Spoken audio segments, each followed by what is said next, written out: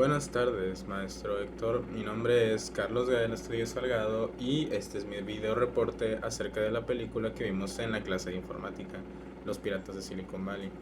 Esta película nos relata el viaje empresarial, por decirlo así, de dos de las mentes más importantes, no solo del campo de la computación, sino probablemente de los últimos años, de las últimas décadas, del último siglo probablemente, que no son nada más y nada menos que Steve Jobs y Bill Gates. Un nombre que cualquier persona de más de 7 años ha escuchado en su vida, al menos una vez, ¿no? La película abarca desde el surgimiento de las empresas de ambos, Microsoft en el caso de Bill Gates y Apple en el caso de Steve Jobs, hasta 1997, que fue cuando Steve Jobs invirtió 150 millones de dólares en Apple para evitar que ésta cayera en la bancarrota. La historia se encuentra siendo narrada de manera ficticia por dos personajes muy importantes para la historia, que son Steve Wozniak y Steve, Steve Ballmer, amigos y socios comerciales de Steve Jobs y Bill Gates respectivamente.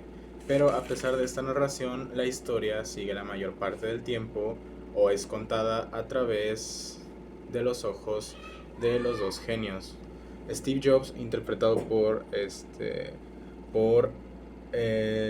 Noah Weil, y Bill Gates, interpretado por Anthony Michael Hall. Y ocasionalmente la película muestra el punto de vista o el enfoque de personajes igualmente importantes para la historia, como puede ser como puede ser Paul Allen o la pareja sentimental de Steve Jobs, este Chris Ann Brennan es el nombre de la pareja sentimental de Steve Jobs, una disculpa. Sí, este de cualquier manera, nuestra historia comienza en 1971 en Berkeley, California. Durante estos años, Steve Jobs y Steve Wozniak solamente eran un par de amigos en la universidad que utilizaban su conocimiento en computación solamente para gastar bromas a las personas, o al menos esto fue así hasta que Steve Wozniak empezó a interesarse y le empezó a llamar la atención la idea de desarrollar una computadora personal. Este, Sin embargo, para la época y para la situación de ambos muchachos, esta idea era esta idea era una esta idea era una fantasía. De hecho, en el primer intento para desarrollar este ordenador, que fue cuando la prensa fue a visitar a Wozniak, quemó el ordenador por accidente y esa fue la noticia, que había quemado su invento. Por otro lado, en Harvard en 1974, Bill Gates estaba compartiendo habitación con sus amigos Paul Allen y Steve Ballmer. Es entonces que se enteran del invento más reciente de la empresa MITS, el microordenador Altair 8000, el Altair 8800, y aprovechan su carencia de sistema operativo para ponerse en contacto con la compañía y ofrecerles desarrollar un sistema operativo para su ordenador. Al año siguiente, en 1976, el dúo de Jobs y Wozniak presentaría su computadora personal en el Homebrew, ¿cómo se llama?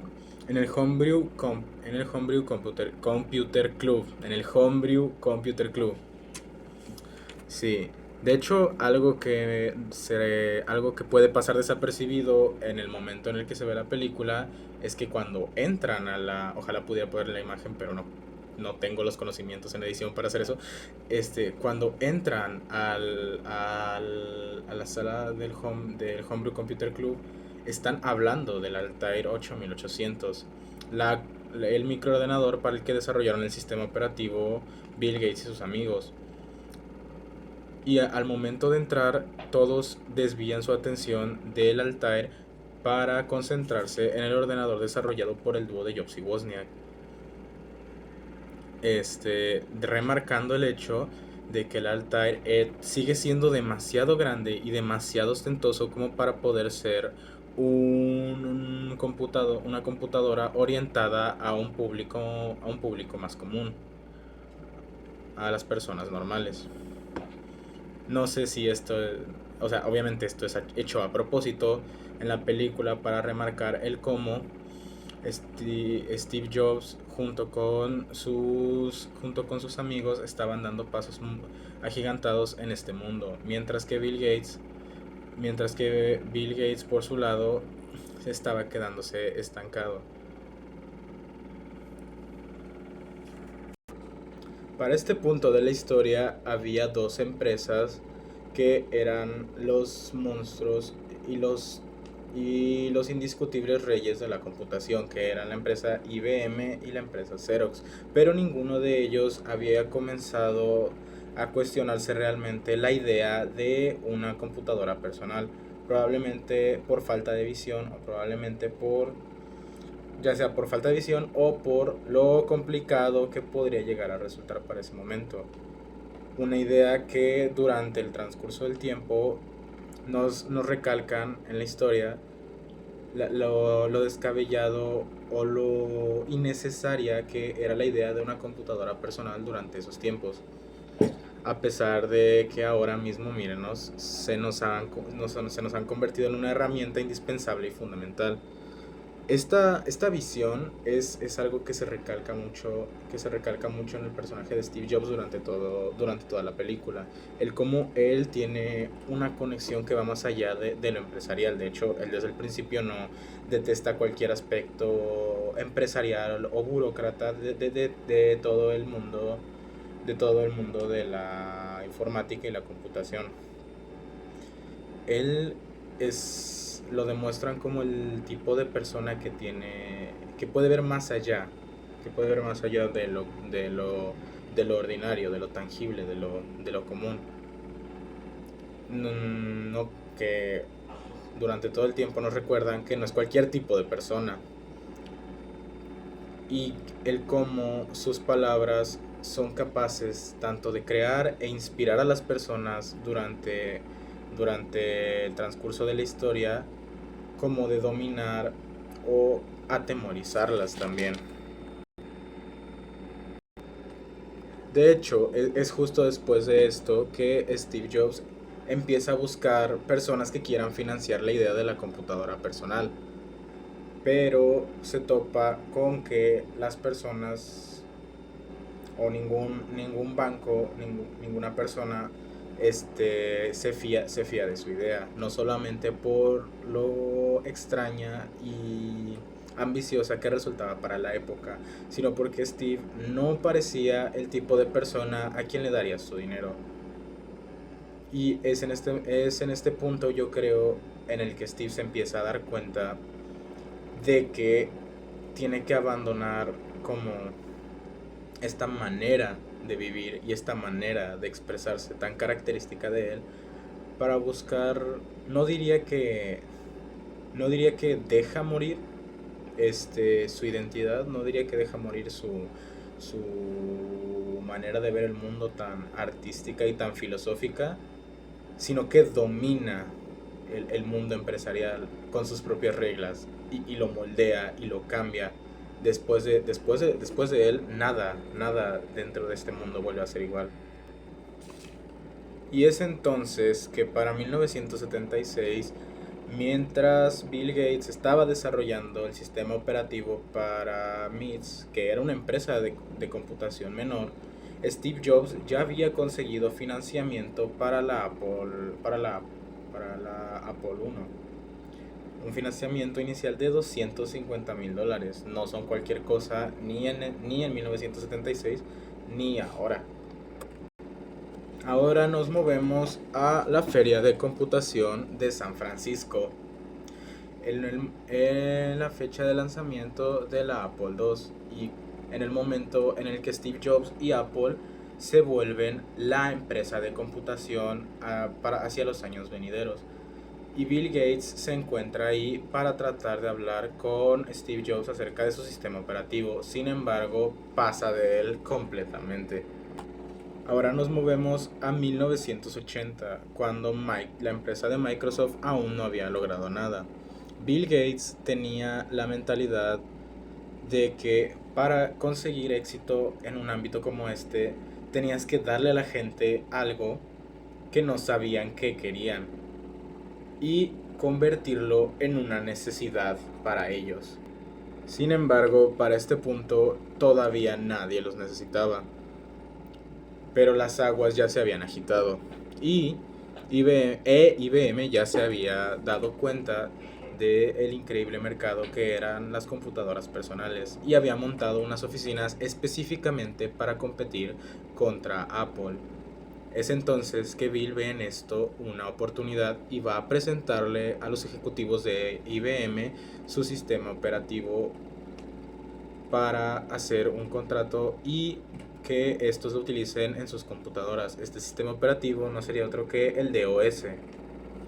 Sin embargo, como podrá recordar, Bill Gates, a pesar de ser un genio, tenía la muy mala costumbre de ofrecer este tipo de recursos y este tipo de sistemas cuando todavía no tenía nada. Llegó a las oficinas de IBM y les ofreció un sistema operativo en el que ni siquiera había empezado a trabajar. ¿Y cómo resolvió este problema? Le compró el sistema operativo a un tercero por $50,000 y después de modificarlo un poco se lo vendió a IBM. Bueno, le vendió la licencia a IBM. Ahora, imagínense el margen de ganancias de de vender a perdón. Imagínense usted el margen de ganancias de comprar un sistema por $50,000, hacerle un par de modificaciones menores y en regalías ganar más de 16,000 millones. Por cuánto se multiplicó esa ganancia, una genuina locura. Este tipo de prácticas podrán parecer deshonestas y bastante rastreras, y en cierta medida lo son, pero hay que recordar que para este punto este mercado es completamente nuevo e inexplorado y que en este tipo de negocios no sobrevive el más capacitado ni el mejor, o no solamente son los atributos que se necesitan para ser alguien en este tipo de negocio, sino que hay que estar dispuesto a hacer este tipo de cosas para dejarse ver. Hay que estar dispuesto a no detenerse en ningún momento con tal de vencer al objetivo, y en este caso el objetivo era Apple y Steve Jobs. Ya para 1980 Apple era una empresa mucho más grande, mucho más reconocible y había anunciado su primer ordenador llamado Lisa. No su primer ordenador, perdón. Había lanzado su siguiente ordenador llamado Lisa. Esto en honor a la hija de Steve Jobs, pues, con el mismo nombre, Lisa. Durante este tiempo, los ingenieros de la empresa Xerox, ya antes mencionada, estaban desarrollando ideas que a día de hoy son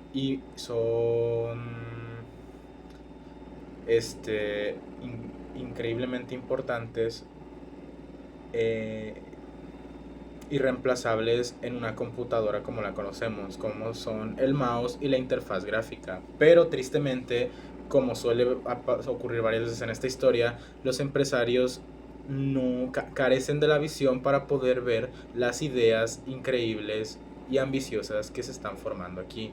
Entonces Steve Jobs ve una oportunidad en la ninguneada, en las ideas ninguneadas de Xerox y decide ir al centro de investigación de Palo Alto para ver qué es lo que tienen, sin darse y los ingenieros de Xerox le muestran las ideas del ratón y la interfaz gráfica, dándoles en bandeja de plata estas ideas para poder implementarlas en su ordenador Lisa. Ordenador el cual, por cierto, dejó a Steve Jobs impresionado e increíblemente celoso. Él quería algo así, él quería ser capaz de desarrollar algo así para su ordenador.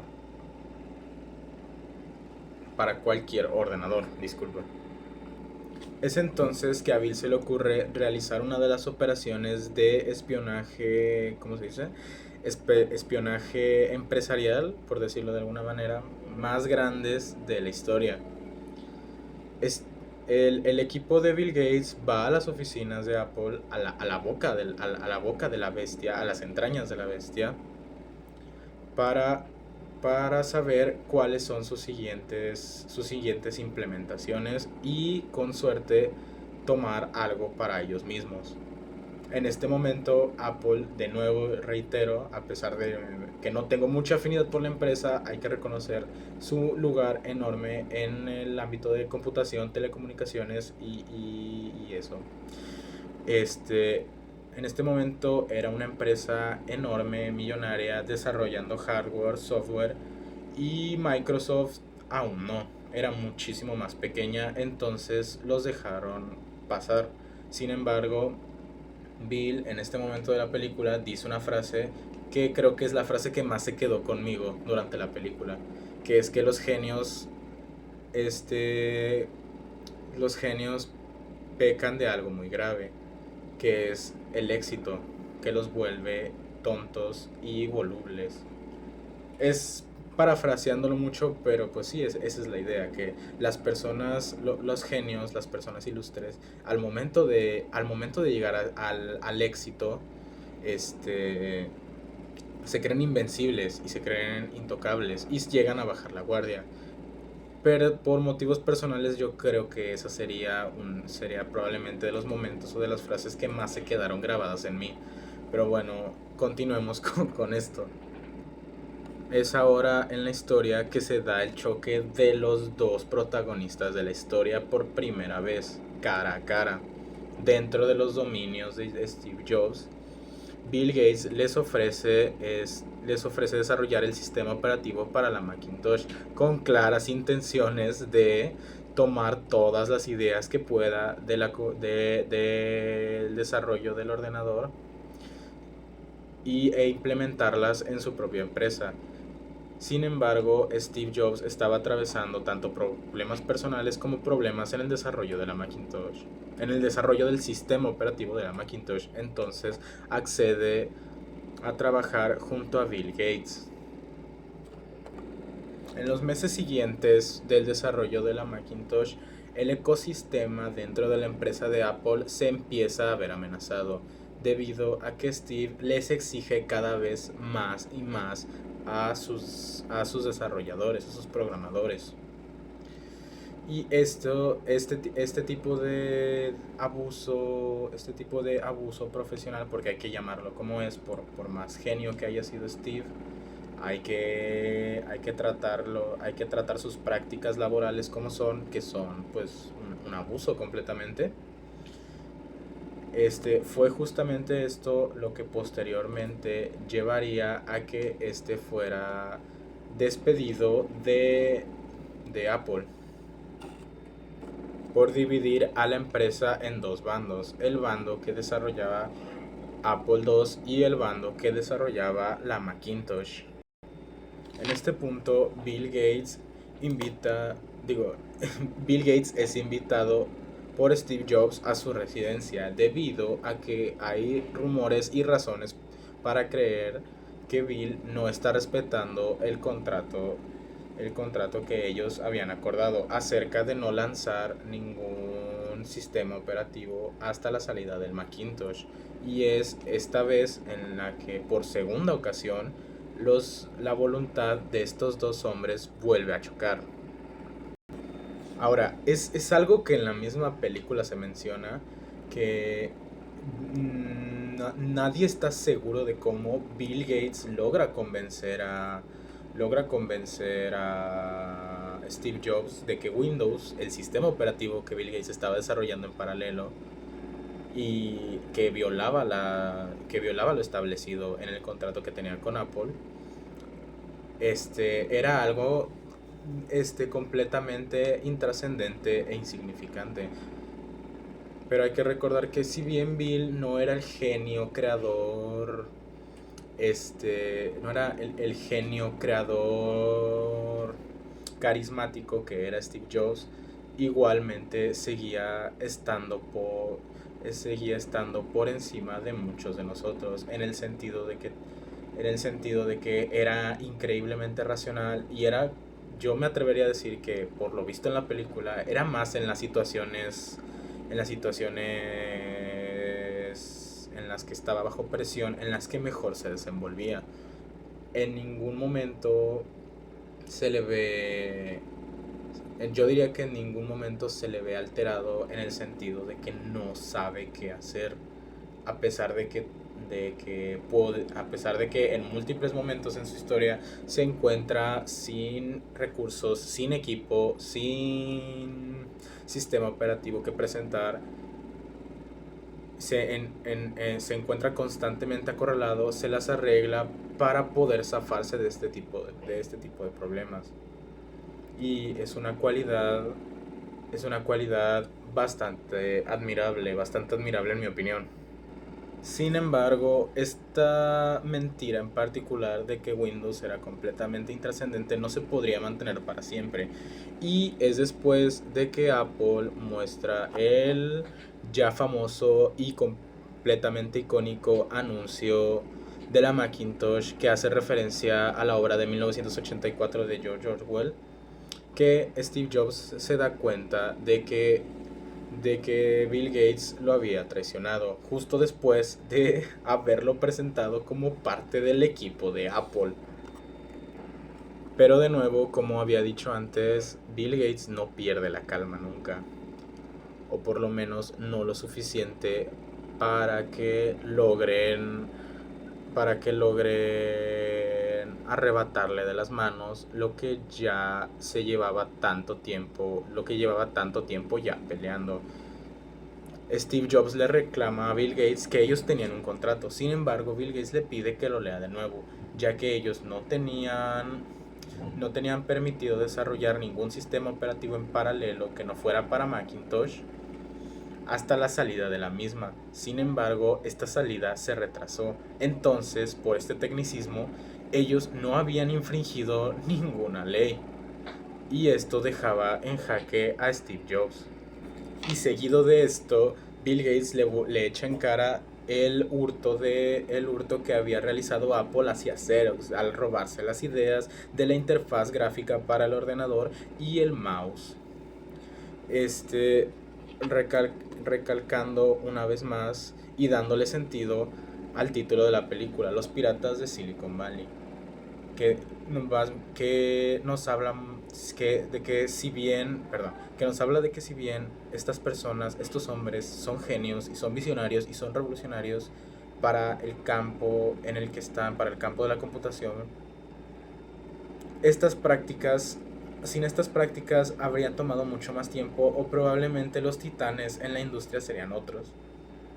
Pero pues pero Bill Gates aquí vuelve a decir otra frase que creo que es algo que ya había mencionado anteriormente, que quien gana en este ámbito, quien gana en este tipo de industria, quien gana en este tipo de negocio, quien prevalece, quien sobrevive, no es la persona más capacitada, no es la persona más apta, no es la mejor persona, a la que se le ocurren las mejores ideas, sino es quien es capaz de hacer lo que sea por conseguirlas primero y demostrarlas como suyas.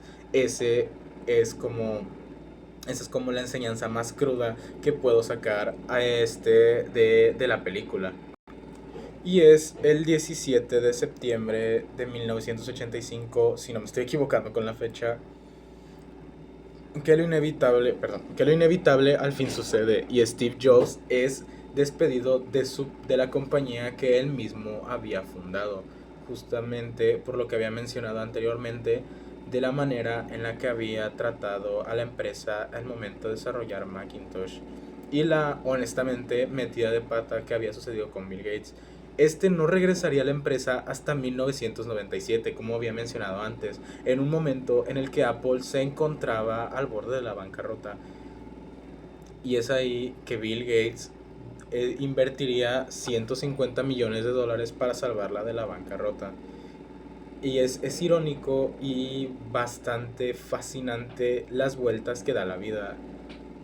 Siendo que para la década de los 80, Apple era mucho, mucho, mucho más grande que Microsoft y no los consideraban una amenaza. Pero es hasta que dejan entrar a Bill Gates a las fauces del monstruo que era Apple en ese entonces, que empieza su declive y la ascensión de Microsoft.